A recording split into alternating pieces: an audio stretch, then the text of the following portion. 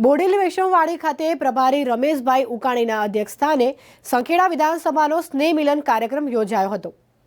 દિવાળી તહેવારને અનુલક્ષીને છોટાઉદેપુર જિલ્લાના બોડેલી વૈષ્ણવવાડી ખાતે સંખેડા વિધાનસભા પ્રભારી રમેશભાઈ ઉકાણી, સાંસદ ગીતાબેન રાઠવા, સંખેડા ધારાસભ્ય અભયસિંહ તડવી તેમજ સંખેડા વિધાનસભાના કાર્યકરો, પેજ પ્રમુખ, મહામંત્રી ઉપસ્થિત રહ્યા હતા અને દિવાળીના તહેવારને અનુલક્ષીને એકબીજાને શુભેચ્છાઓ પણ પાઠવી હતી। આગામી લોકસભાની ચૂંટણીમાં ભારતીય જનતા પાર્ટીને વિજય અપાવવા માટે કામે લાગી જવા માટે આહવાન કરી નવા વર્ષે શુભેચ્છા પાઠવી હતી। સમગ્ર કાર્યક્રમનું સંચાલન નસવાડી ભાજપા તાલુકા પ્રમુખ ગોપાલસિંહ ચૌહાણ, બોડેલીના મહામંત્રી દ્વારા વૈષ્ણવવાડી ખાતે આયોજન કરવામાં આવ્યું હતું।